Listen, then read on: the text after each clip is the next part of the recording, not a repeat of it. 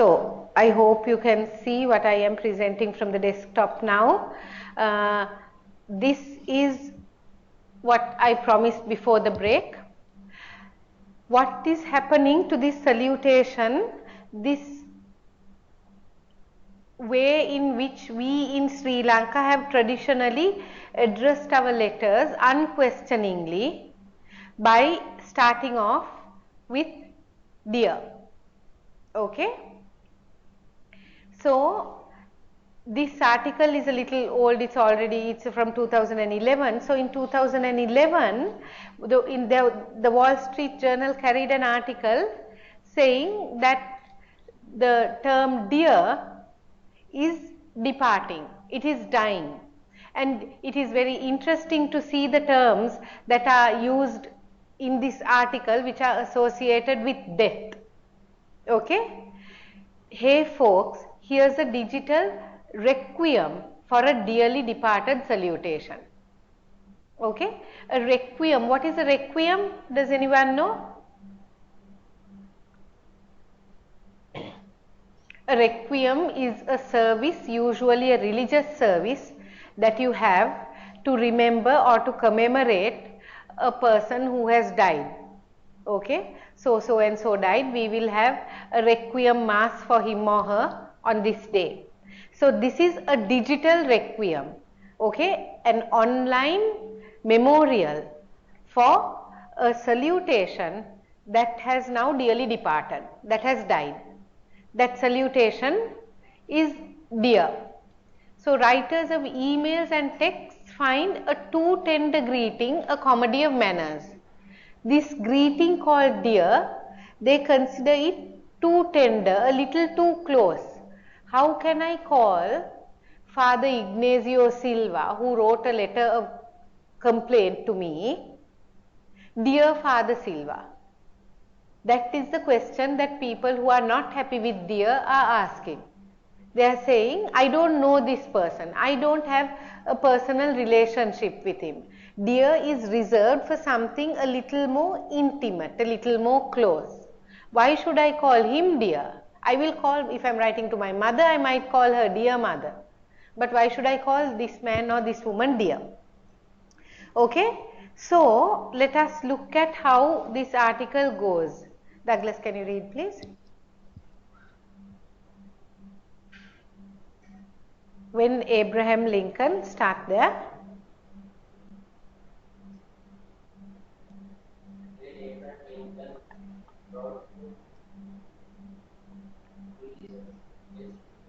Ulysses S. Grant.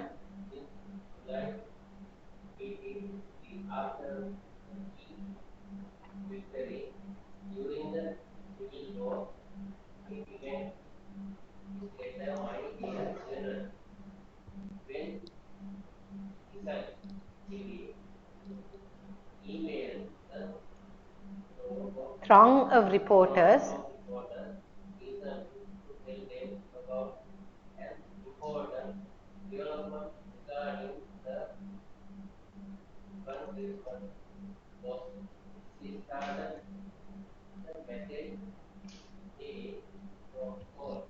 folks, L is silent.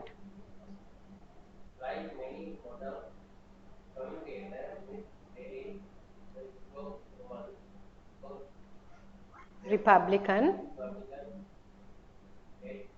represent Massachusetts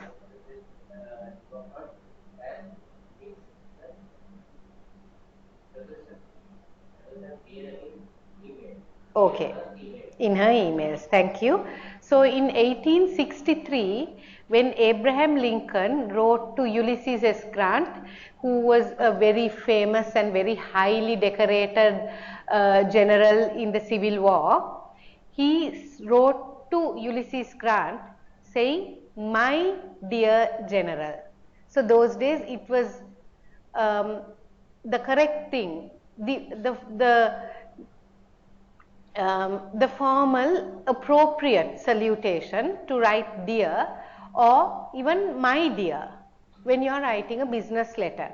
Now, when Giselle Berry, in contrast to that, when Giselle Berry emailed a throng of reporters to tell them about something, so she's writing to a group of reporters, another official correspondence, she says, "Hey folks." Okay, so we are looking at how salutations have changed over the years. So, like many modern communicators, Miss Berry, a spokeswoman for Representative Ed Markey, has nixed the salutation "dear" in her emails. To nix means to cut out, to cancel. She has cut out "dear." She is saying "hey folks." Okay. Let's see why. Can you read, please? Intimate.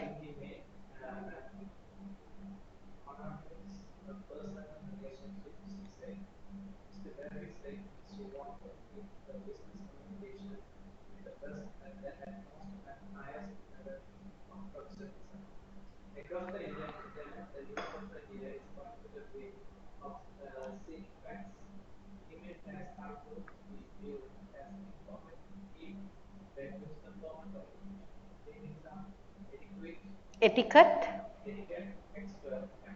Appalled.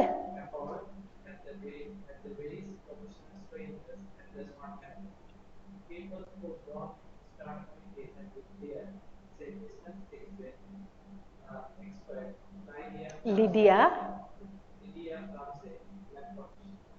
Hmm. Abrupt.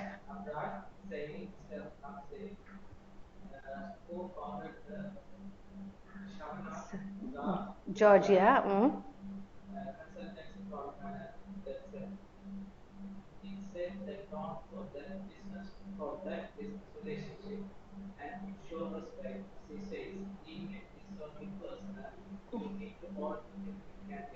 Okay, thank you. So, why did Giselle Berry? We don't know the date, but it's a very modern email clearly. Why did she drop "dear"? And why did she start a very formal letter, which is an email, but email is still a letter? Okay, she's writing a letter via email.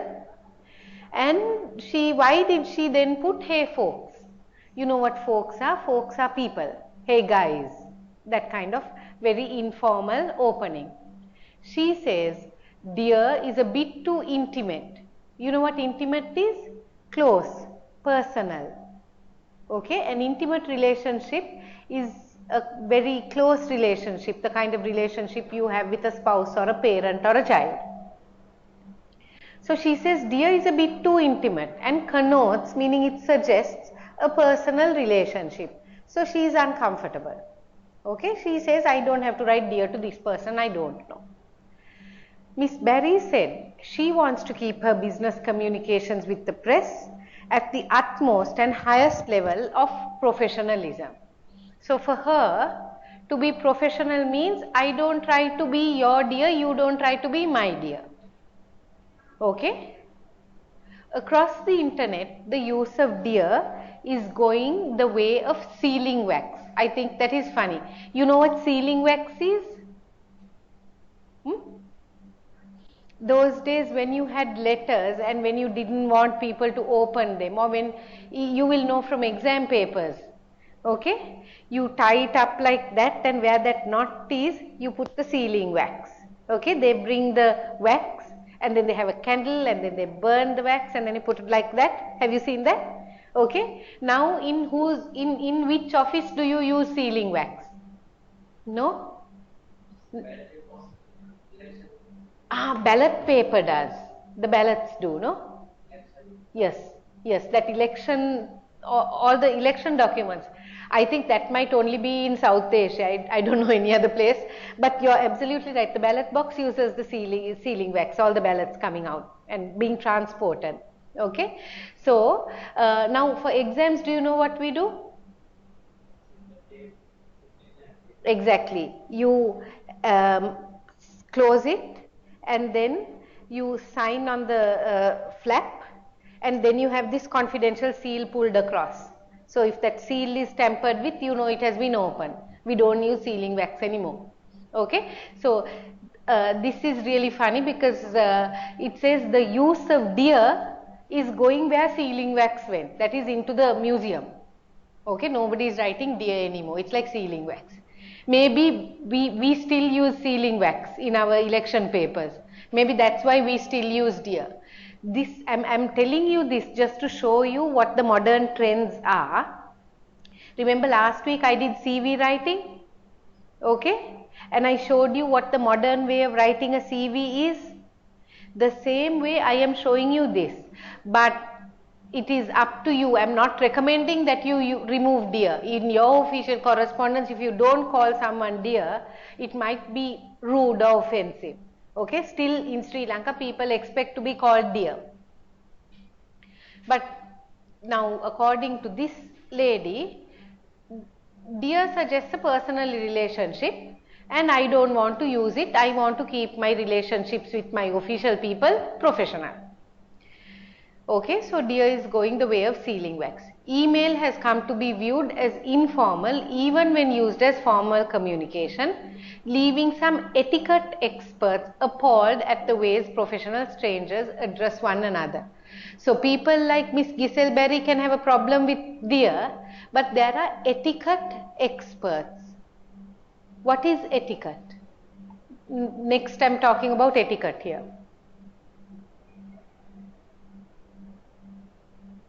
You have etiquette for the telephone. Hasita would have done telephone etiquette with you. You have etiquette for dining, how to eat with a fork and knife. Etiquette for how you talk to a queen or the president.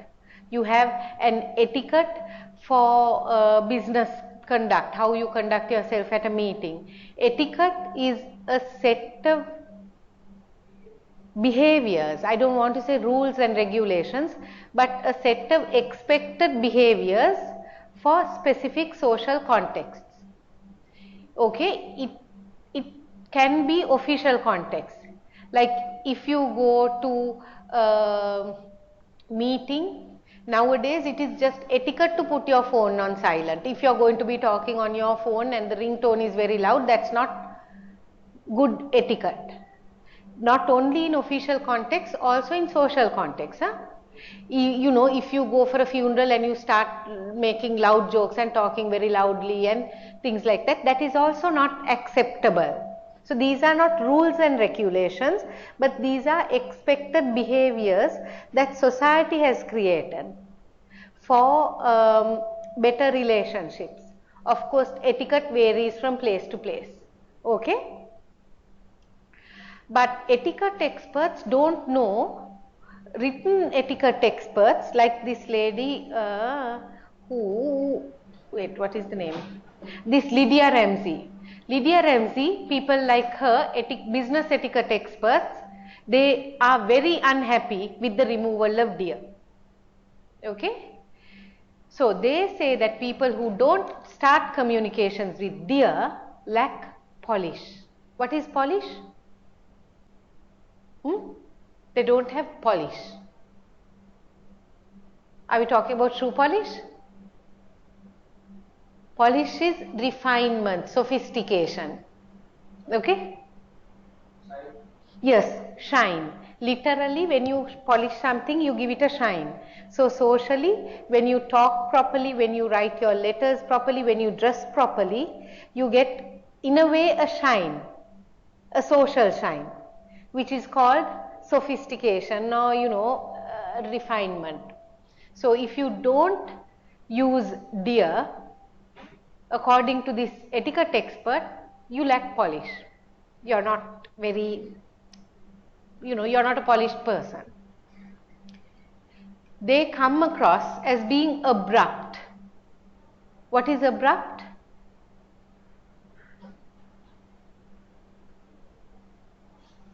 Said Miss Ramsey, who found a Gordon Savannah etiquette consultancy called Manners That Sell.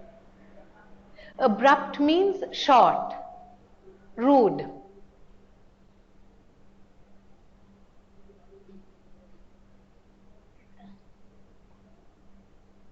So it sets the tone for that business relationship and it shows respect. She says, when you write dear, it sets a good tone. Remember, we talked about a tone. It sets an official tone. It makes it respectful. Email is so impersonal that it needs all the help it can get. Okay? So that is a different opinion. Right. Now look at this letter written. When was this letter written? 1860. Look at the handwriting. We don't write like this anymore. Well, we don't write handwritten letters anymore in any kind of handwriting. How do we write letters? When was the last letter you wrote? Personal, lah? Now I'm not talking official. When was the last personal letter you wrote? School time. Anyone else? Anything after school time? University time? No, no, no letters.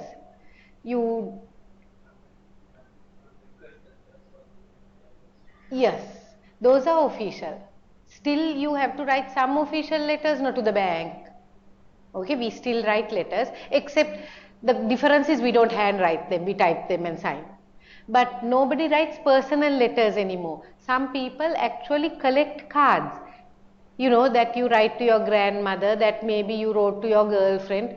They collect them because these are museum pieces now. These are of a past generation. Because nobody is writing, it's like collecting old coins or old stamps. Handwritten letters. Okay, so now this is written in 1860, March 4th, 1860. Who wrote this letter? Look at the bottom of that box. Abraham Lincoln. And he wrote it to his wife. How did he address it? Dear wife. Okay, so that is just to us very old fashioned. But those days this was how you wrote letters even to people who are as close as your spouse. Okay, so dear wife, when I wrote you before, I was just starting on a little speech. Okay, speech making tour. So he's just writing the things that he was doing and just a basic everyday correspondence. But look at how in a way formal. Not dear Mary, not dearest Mary, not my dear Mary. Okay, dear wife. So that level of formality through the years from 1860 has got reduced and watered down and watered down. And now people are writing, hey Mary, kind of thing. Okay? Right. Can you read please? But to Kevin Karen.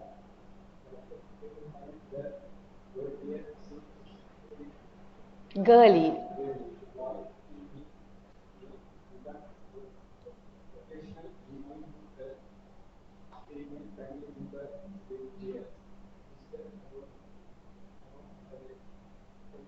Sculptor. Phoenix.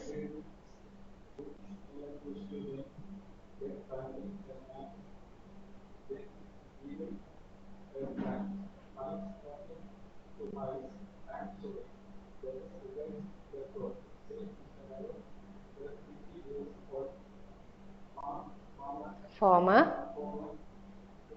Trucker.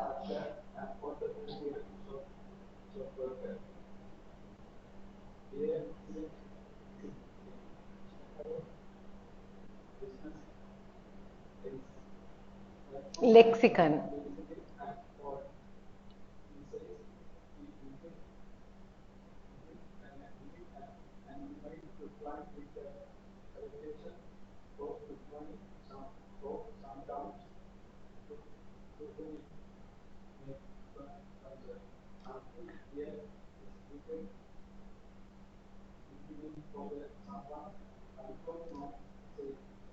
Okay, thank you.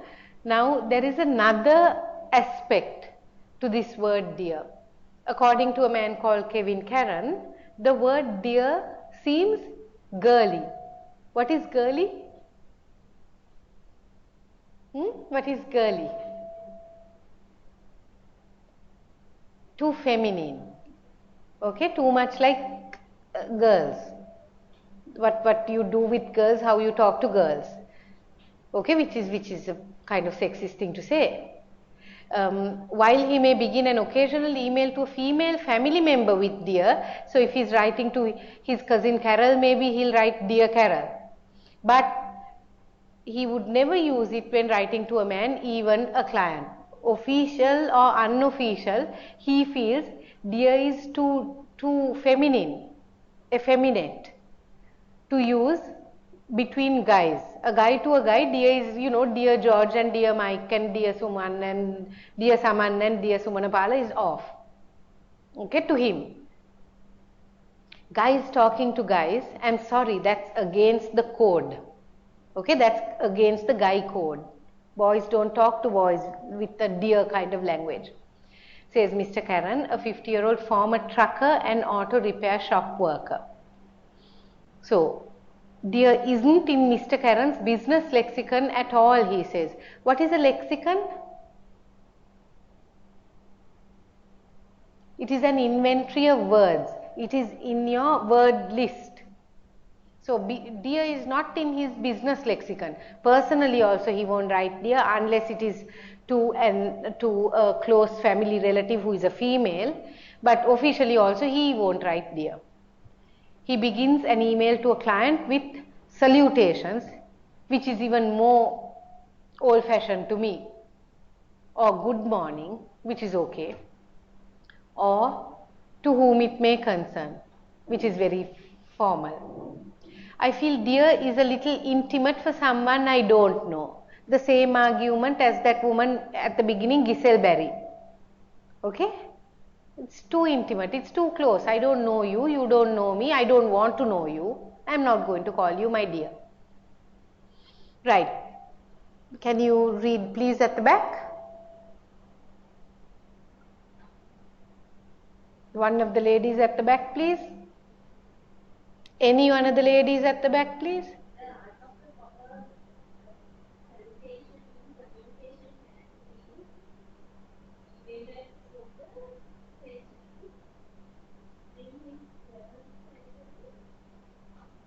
Flores rhetorici.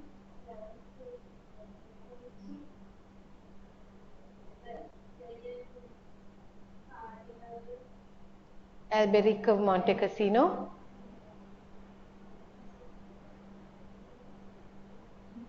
Implode.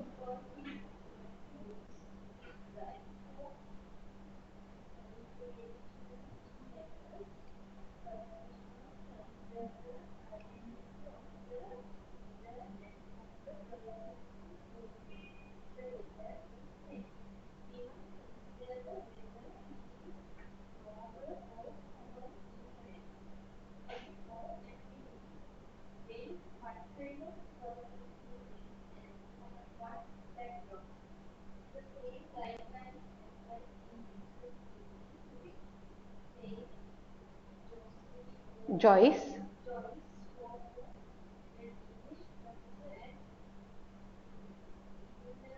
Illinois. Normal. That's a place. Continue.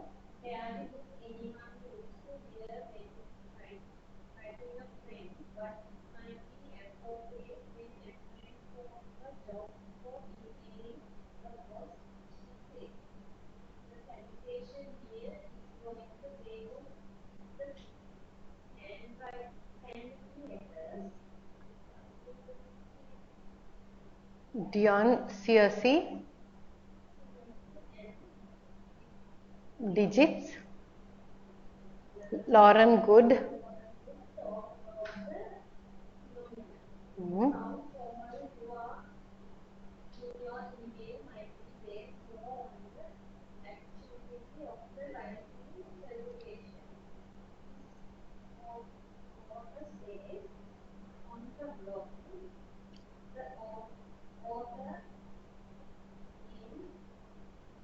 hand mused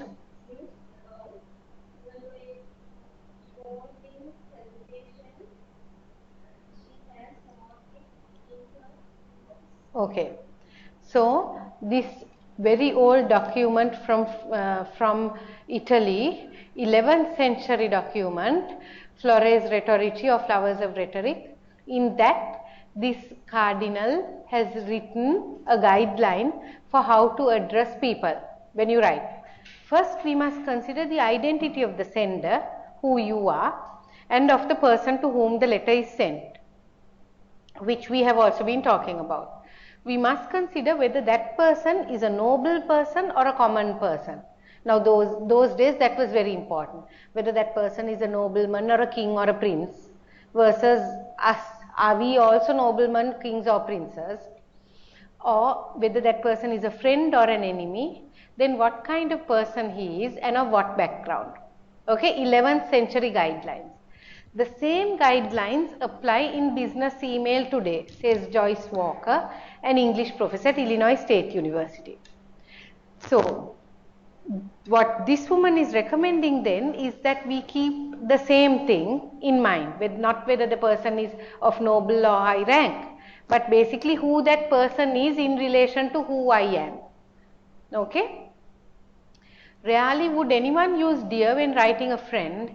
Now this is another very American thing where you in Sri Lanka and in Britain you say I write to a friend. I write to my lecturer, I write to my mother. In America they drop the to. Okay? You write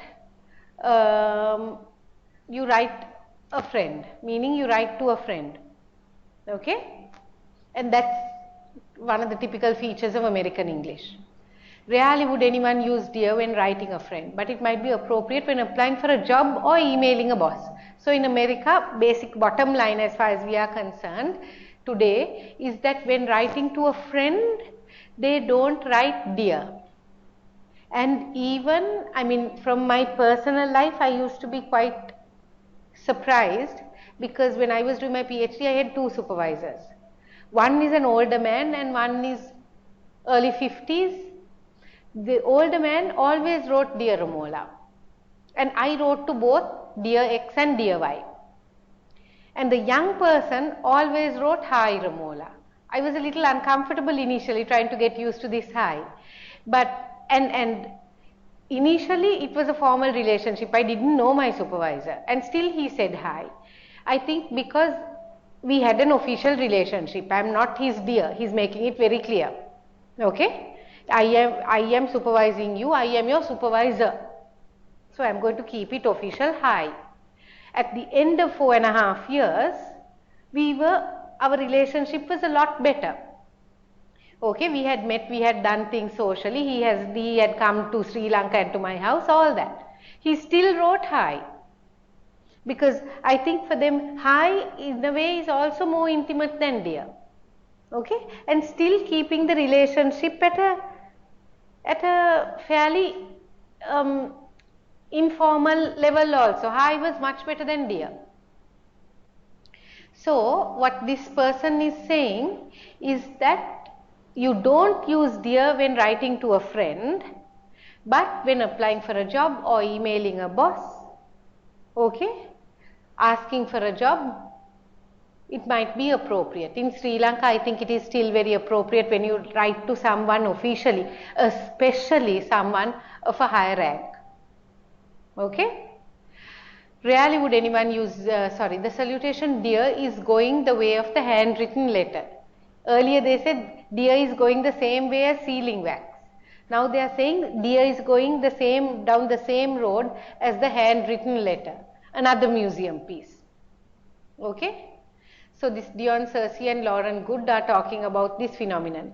How formal you are in your email might be based more on the actuality of the writing situation, of the real life context, the circumstances. Okay, now for example, if we look at your Bhuta assignment, you're writing to a priest who has almost threatened to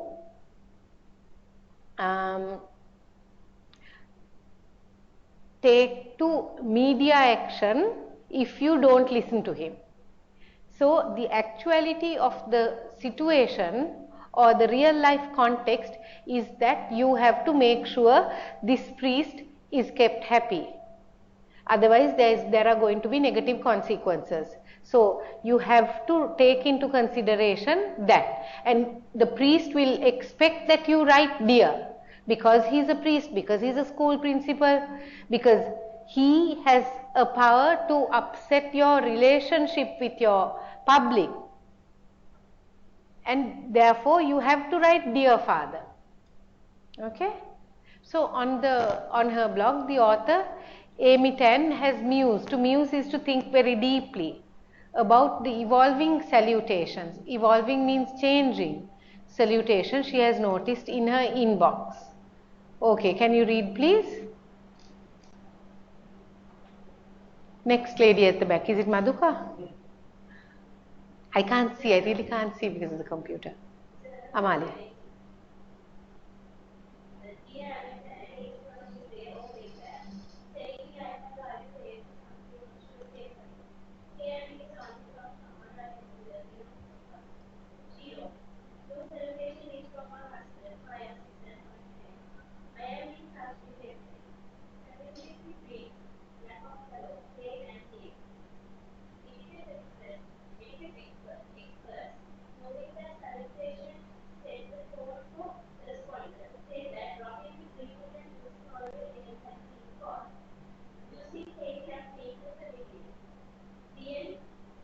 Lynn Gertner Johnson.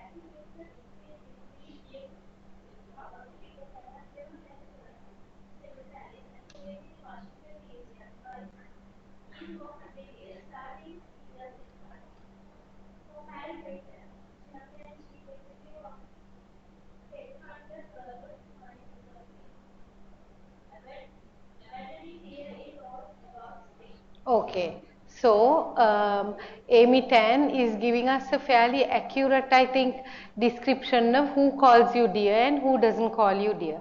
Dear Amy Tan is from eBay or PayPal or one of these impersonal websites that telling you that you have to pay for something or you should have paid for something or whatever. Hey Amy is only from someone I know well enough to hug. No salutation is from my husband, my assistants, my friends I am in touch with every day. Now, Hasita and I have so many email correspondence, it's not even dear, dear forget it. But hey is also forgotten, hi is also forgotten. It's just here is the document you wanted. That's it. Okay? So it's worse than husband actually. But the point is, and it's a fairly, I say it's a fairly accurate reflection because what Amy Tan says makes sense. Familiarity beats lack of hello, hey and dear. If you are familiar with that person, you think you're allowed to drop hey and hello and dear and dearest. Okay? You just write. Etiquette experts, knowing that salutations set the tone for correspondence, they say that dropping a greeting and using only a name can seem cold. So etiquette experts are not happy. Okay, they are saying this is wrong. And hey can seem too familiar.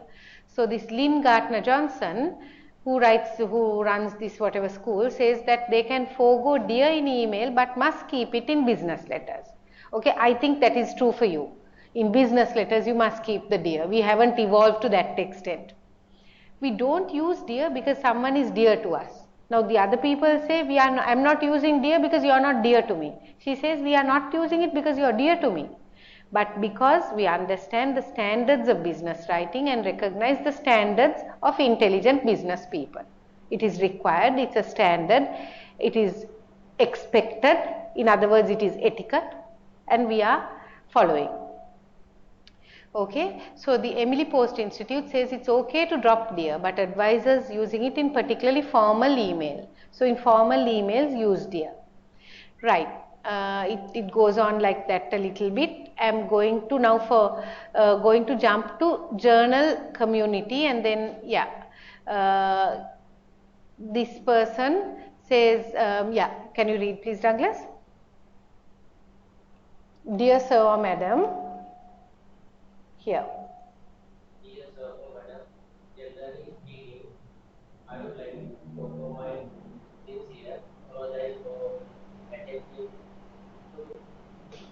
Confer a basic level of respect of you in given to the changing time. I have now adapted Fuzzy Bears trademark how I am. Okay, so he's saying he's dropping the deer, and he's starting like Fuzzy Bear. I think Fuzzy Bear is from Sesame Street or something. How are ya? Okay, continue. He uses the word at all when corresponding with client, we drop it after the first email in the Chain.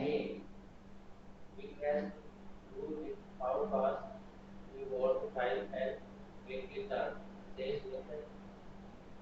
Nathan. Writer. Who also use an auto signature that automatically writes. Thanks a lot. Or Hell. at the end of the email. Some people prefer to stick to the old plastics line document of when matter. Says she usually use here in the email communications. Probably because I am in A dinosaur. my emailing to me is being equivalent to writing a letter or a note. She says she admits to sometimes signing of with XO. meaning Hugs. and kisses. These days, even the current year, Abby. they are used here. When writing a pen, she says she is more inclined to write I sweet, sweetie. I live in an age of technology and things are going to evolve, and it is good thing, says Jamie Lewis, who writes the advice column founded by her mother. It especially described with Willis as being Disingenuous. disingenuously used here when writing someone you don't particularly like. Sometimes it is polite to refrain from saying everything you are thinking, she says. Oh, okay, thank you. So now people are saying that you don't write dear also because you don't have time. Now this person called Hal, he says if he uses dear at all, after the first email when you're writing lots and lots of emails, you drop it. Okay? Which is true also sometimes. I think you start it and when there's a chain of emails going back and forth, you drop it. But then there are other people who say that they are dinosaurs but they like to write it. And so basically I don't want to go through the whole thing in detail, but basically the idea is that there are changing conventions regarding the use of something like dear, and we are told that this is a digital requiem for a dearly departed dear. Okay, for a deer that is now either dead or dying. But as far as our purpose, our tasks and this course are concerned, I think you need to maintain informal communications. Okay, whether it is email or letter, in both, it depends of course on how formal you want to make it. As they say though, there is more space for informality in the email than in the letter. Letters, still official letters, you expect a certain level of formality starting from the salutation. Okay? What did I just do? All right.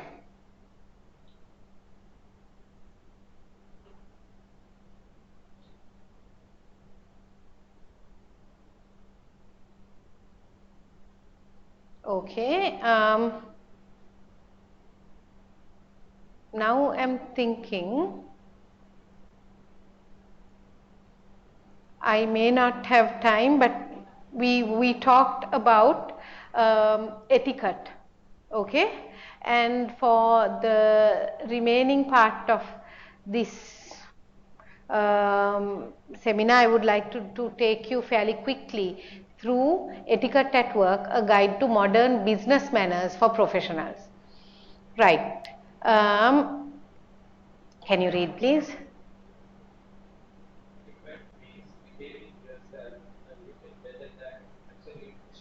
Okay. It's not etiquette, etiquette. It is like etiquette, etiquette, not qua. Etiquette means acceptable and expected social behaviors.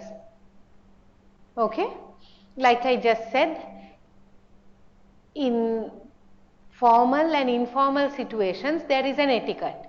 In informal and personal relationships, if you go for a funeral or a wedding or a birthday party, there is an etiquette. There is an expected way in which you will behave. Etiquette also extends to dress. Now, in Sri Lanka, it is a matter of culture, but also etiquette. You have to be careful if you're a woman and you're wearing a full black sari to a wedding. It's just not done.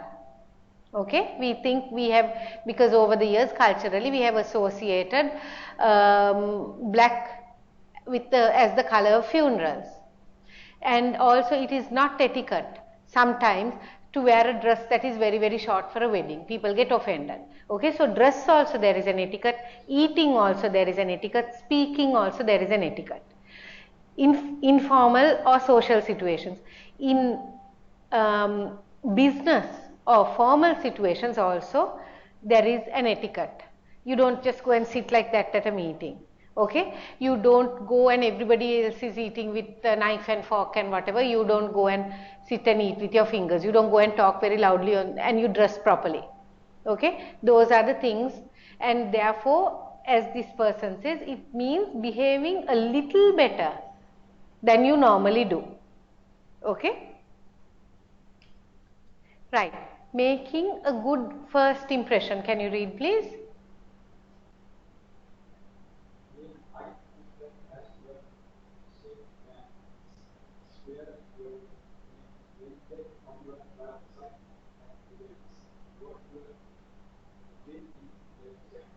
Okay, some of these are a bit much. I think until I read this, I had no idea you had to wear your name tag on the right. We always wear name tag and you just wear it where it's convenient. But this says right side, hold your drink in the left hand. I don't know. So if you're a right hander, I think that's the natural thing to do. Doesn't matter. Never mind those two, forget them. Eye contact is important. Okay, you can't shake hands with the CEO of a company looking over the over at that wall. Okay, eye contact is extremely important. When you shake hands, firm handshake is important. If you're shaking hands like that, it's like you can't be bothered with the relationship. Okay, hold hands, firmly, make eye contact, remember the name. There is a huge power in calling a person by their name. In official situations, when somebody says, I don't know, Miss Mendis, or Ramya Mendis, then when you speak to that person later, so if you say, so Ramya, what is your role at this meeting? It is very, very powerful. Thus, just having remembered the name makes a very quick first impression. They form a quick first impression of you based on the fact that you took the trouble to remember their name. Okay? So, I don't care what you do with numbers 2 and 3, but 1 is important. Right. Ladies at the back.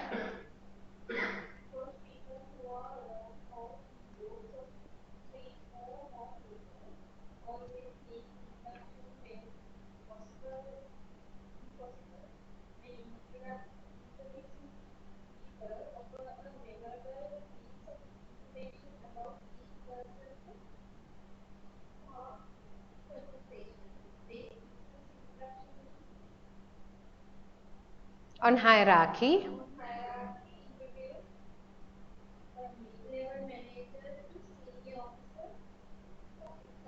Okay, thank you. Now this is something that I think is quite important, but which we sometimes forget. Okay, so when people are alone or in small groups, go and introduce yourself, and if you are with somebody else, introduce that person to the group. Okay, if somebody comes and talks to you and you say, hello, I'm Ramola, and always try to include the other person.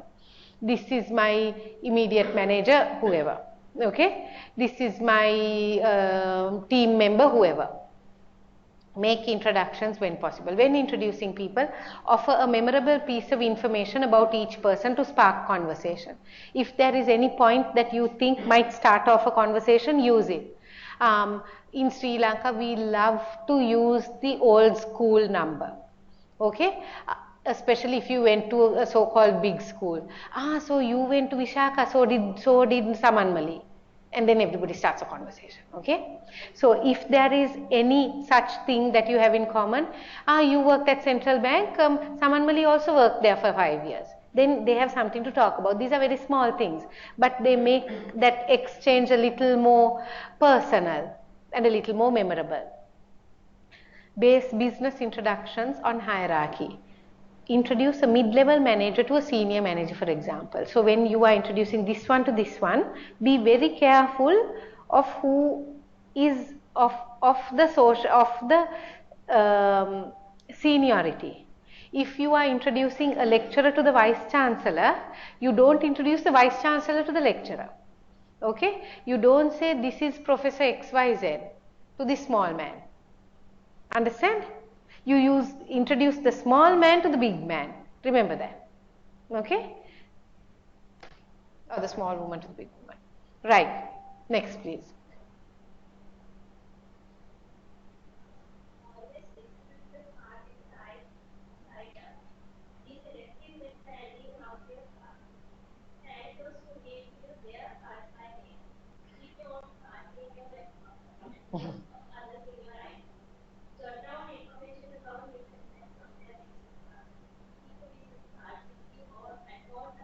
Okay, so I don't know how many of us use business cards. I can't be bothered. But when you use business cards, distribute it with the type side up. Okay, that is important. So don't give it the wrong way, give it the right way, and make eye contact when you give it, I would add, and don't give your business card to everybody. Okay, thank those who give their cards. Keep your own cards in your left pocket and those of others in the right, because otherwise you're fumbling around with cards and that's not very nice. And if there is new information, you have to write it down on the card, which we know. Right, next please.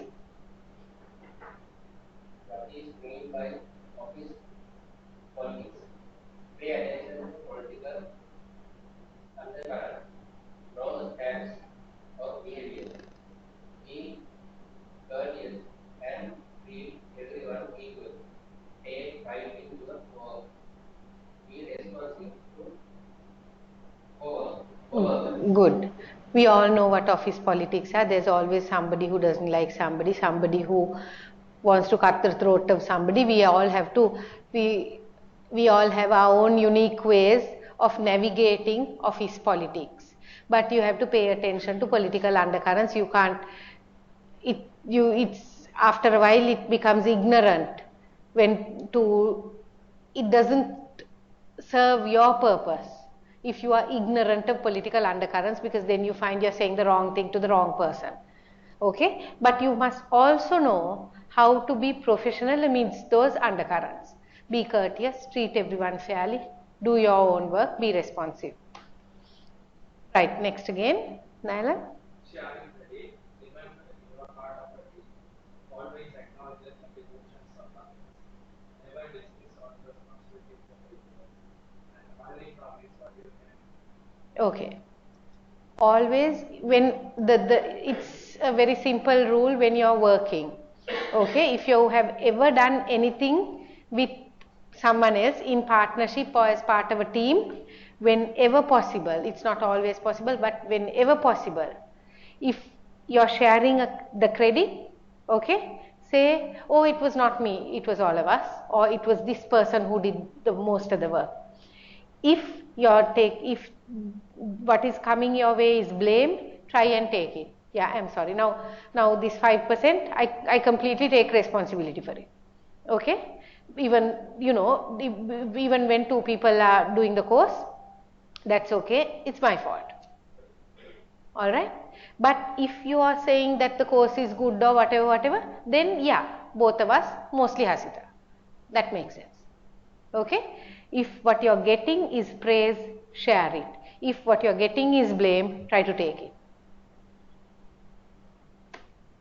Right. Next, please.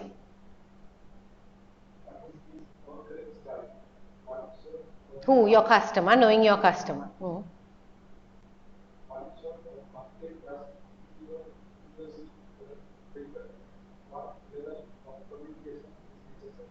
Okay, so how to know your customer? You have to learn who your customer is and yeah, how to keep communication, etc. Next, please.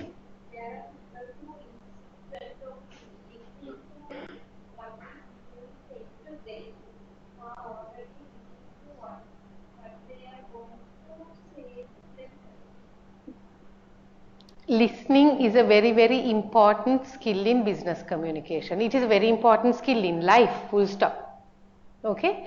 But in business communication and in all communication, actually half the time you have listened to half of the person's sentence or idea and you have stopped listening because you are in your head formulating a response to the first half. And then you are listening to your voice telling you what to say in response to the half you heard, not the other half, because you have now switched off. Most of the time we only half listen. Okay? In business contexts as well. You're wondering about now, what time is the meeting going to start? Should I be quiet? What happens next? What time is the lunch? Okay? But you have to really, really learn to listen. And you should not listen to what you are going to say to say in response. Right. Next, please. Conflict resolution.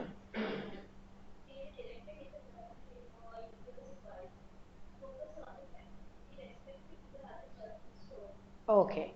So when there is a conflict, let's say the two of us are having a conflict, don't take the conflict to the boss first. Sort it out directly with that person. Focus on the facts. In Sri Lanka, we are very, very bad at doing this. We are very bad at focusing on the fact. We focus on the story behind the fact and the emotion surrounding the fact. Okay? What happened exactly? If you can look at what happened. I told you to do this, you didn't do it. Try and understand the other person's story. Why did you not do it? Okay, that's what we are concerned about. But when we get, especially with all the office politics going on, the story becomes about anything but the fact. And it becomes like a twisted version of a fact you no longer even recognize. Right. Conflict resolution, do's and don'ts. Read, please. Make the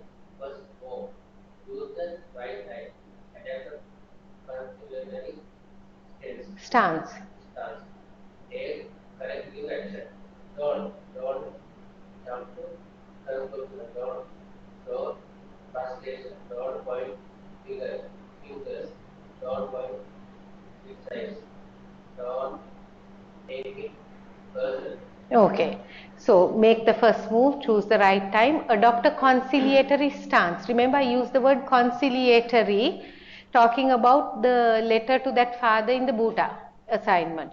Conciliatory means wanting to make peace, to be able to reconcile, to be able to build that bridge again. Okay, so you have to say, okay, so now that happened, let's think of how we can not make it happen again. Take corrective action. Don't jump to conclusions, etc., etc. Right, let me see. I have time to go through. I remember this being long. Okay, we are going to read it fairly quickly. Yeah. Read, please. Alan again. Meeting Misbehavior. Research suggests a typical manager spends 1% of his or her time in meetings. Meetings that are too long were really time-based and work like question survey by other market companies. Okay, so as you go up and up the ladder, you spend more and more time at meetings, which is like the curse of everybody's working life, I guess. Right, continue.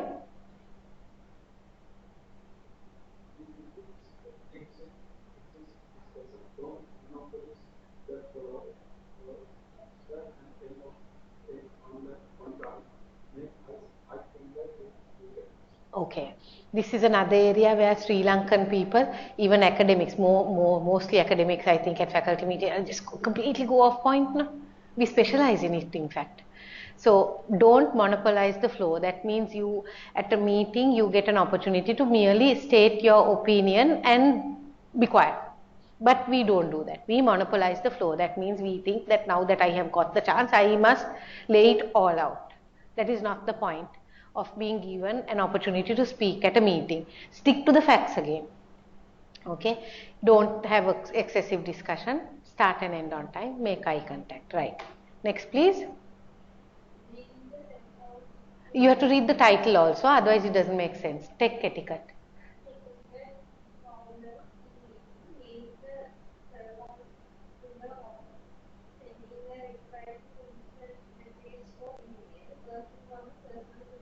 Okay, now this is technology related rudeness at meetings. Don't keep your phone on. In fact, more and more people in the West consider the mobile phone a nuisance. Quite often, the mobile phone is more on silent than with the ringer on.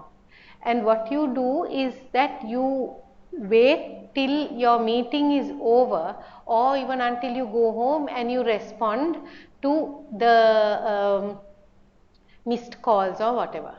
Okay, unless you have an urgent thing like your mother is in hospital or something, then you keep the mobile phone on, and then if possible you tell the person who's conducting the meeting, excuse me, but I'm keeping my mobile phone on for this reason. Okay, even in lectures you have to be careful, even at meetings you have to be careful.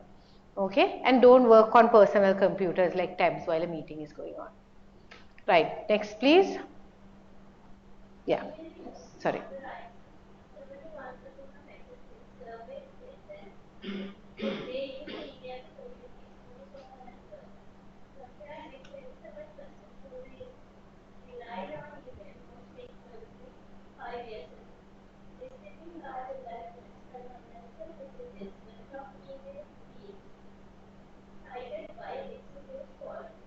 Okay, so more and more people are communicating via email.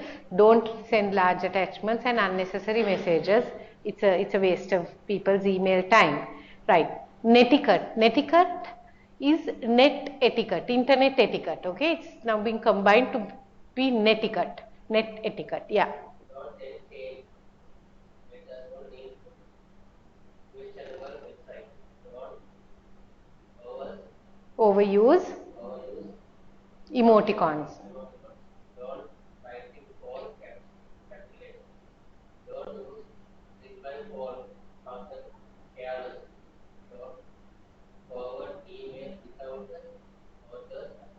Okay, I think these are quite important.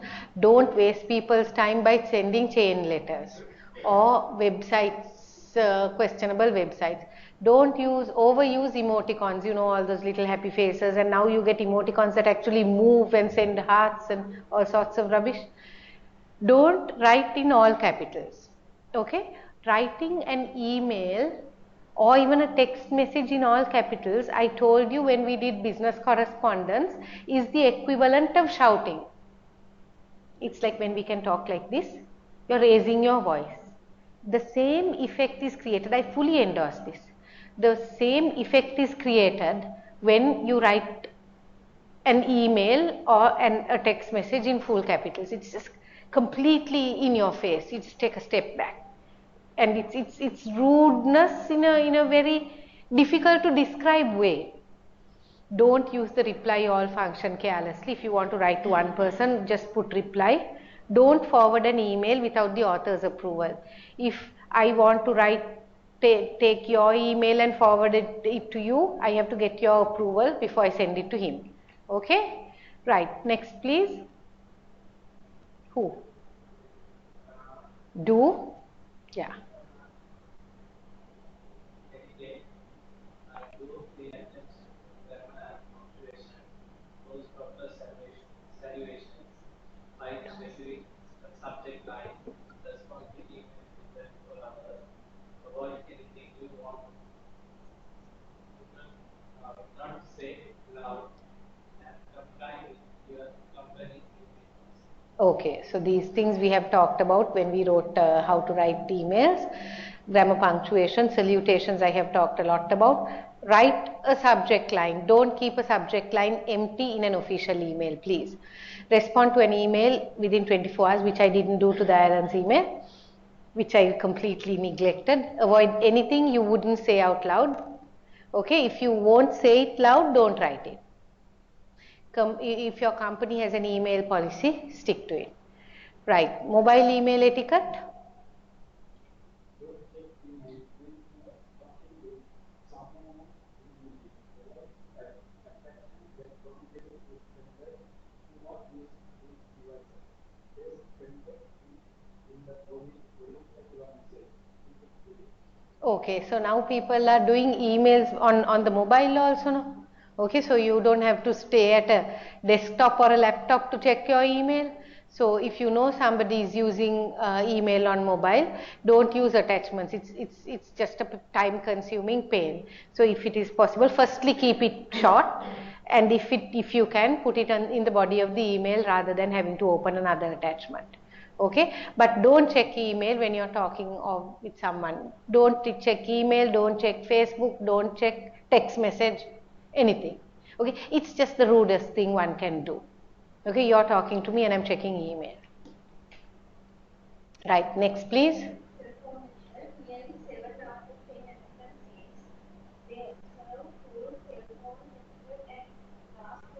At least.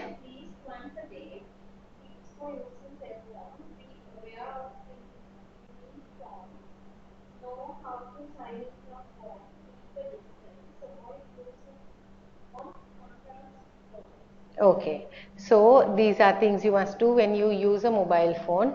Be aware of how loud your ringtone is. Learn how to, even if you don't know any other function in your mobile phone, learn how to use the silent button very quickly. Okay, keep a distance. So if you have an absolutely urgent call, move away. Don't stand here where we are all talking. Okay, avoid using on conference calls. So don't, it's difficult if you're having conference calls on a mobile, I suppose. Right. This is okay. The world was my oyster, but I used the wrong fork. This is Oscar Wilde, the well-known playwright, and I'm leaving this so you can take a quiet look at this later. But I don't know, some business communications courses, some business skills courses also have a dining etiquette component where you have dining etiquette specialists come and tell you how to use the fork, which fork to use, etc. I don't do that, but the picture is useful. Okay, Let me see. Okay, 2 more. Yeah, read please. Dining Decorum. Decorum is like etiquette, the proper thing. to your guests eat with the guest leave. Don't discuss business until after orders are placed. Keep persons and briefcase on the table. Eat and drink slowly. Avoid taking food back. Pay if you extended the invite. Treat all restaurant staff with respect. Okay. So ask your guest to choose whether it's a view or not, which one would you like, which seat, and don't discuss business until the orders are placed. All those things are clear. Don't eat and drink too fast. Even if you're a person who eats and drinks fast, there's a certain pace that is expected of a meeting or a social or an official meeting over a meal. Okay, some people just eat fast, it's just what they've got used to, but if it's an official formal function, you have to pace your meal. It's rude otherwise. Try not to send food back. Pay. If you invited the person, you must pay. That's the rule. Okay. In some contexts, in some countries, people will pay half, but in official functions, if you invited someone, you pay the bill. And even if you're being very respectful to that person and being rude to the restaurant staff, it eventually looks very bad on you. Okay, so you have to be respectful to everyone, not just this man or woman seated in front of you. Okay, because they are judging you on that anyway. Right. Avoid difficult to eat and odorous foods. Okay, odorous means smelly. Lobster or crab, try not to have them because they are very messy. Corn on the cob. You know what corn on the cob is? Iringu, tiringu. The one that you eat like that. Bada iringu. Okay, corn. You can't take it out with a fork, so you're in. Okay. Unshucked oysters. So oysters, you have to open it and take what is inside, no? So that's troublesome. Barbecue ribs, fried chicken. Okay, those things difficult with knife and fork. And garlic and fresh onions, even though it's not on the list. Your breath smells. Okay? Right. I'm not focusing too much on the etiquette of dining. That's an entirely different subtopic. But as far as business communications is concerned, I am focusing on how to maintain good relationships, how to form a good impression when you engage in business correspondence and business speaking with people. Okay. All right. Oh, it's 4 o'clock. Right. The other things I have tried to go. Okay, I didn't have time to do this, so I'm going to ask you to do it and send me. Okay? Hasita, I will mark. Even if I don't have time, I'll get Hasita to mark. Okay? Yeah. Then this is an A to Z of correspondence. I tried today. I did the most important things first, and I kept the other ones till last. This is on your LMS, but and most of these things we've done. Okay, it's just an ABC, attire to do with dress and balance and cell phones and dining and email and things like that. It just goes alphabetically, but most of the stuff we should have covered in the course. Okay, so you have that. Cross-cultural communication I didn't have time to do because I thought the other one was more important, but basically how etiquette changes depending on the culture. So what Chinese people consider polite is not what American people consider polite. In some countries, if somebody takes you out to a meal, it is just polite to show your appreciation if you're eating soup or noodles or something by making a noise. Okay, that means you like the food. You're saying thank you, this is very nice. In other countries, it's just a rude noise to make. Okay, in some countries you have to, especially in countries like Japan, excessive respect is a must. You have to learn to you have to learn to bow, you have to learn to do those things. In some countries it's worship. In Muslim cultures you don't shake hands with a member of the opposite sex. Okay, if you're a man and if there is a woman you know is a Muslim, you don't shake hands with her. Unless she's a woman like me, but I don't care. But otherwise no. Be aware of, in cross-cultural situations, be aware of physical distance. That's something people don't know sometimes. Okay, even with other people of your same sex, don't stand too close. It's just, especially with members of the opposite sex, there is a certain distance, so many meters you have to stay. Otherwise it's just quite, uncomfortable. So don't stand too close to people in business situations. Anyway, so these are some of the useful things that we have in Chinese and American. They use Chinese and American business etiquette, but you can look at it later. Right, I think that is all. The only thing I did not do, which I will do, is to put the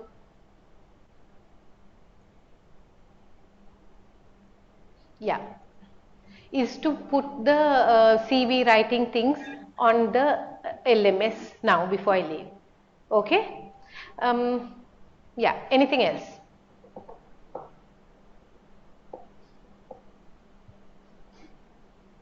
Let me see.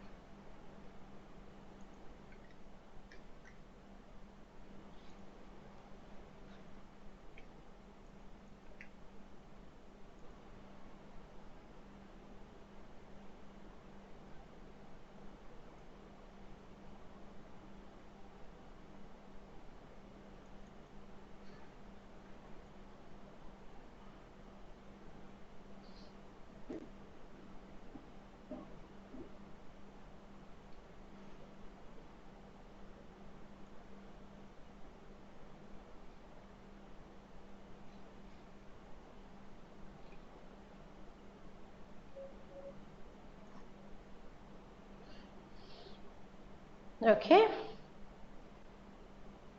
Right. Let me see whether there are any other questions.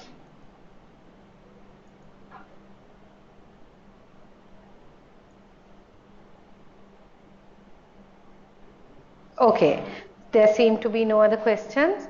Right, so you can email me or Hasita if there are any questions.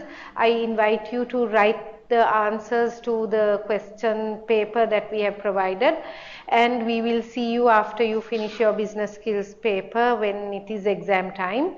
Good luck and see you later. Okay, bye.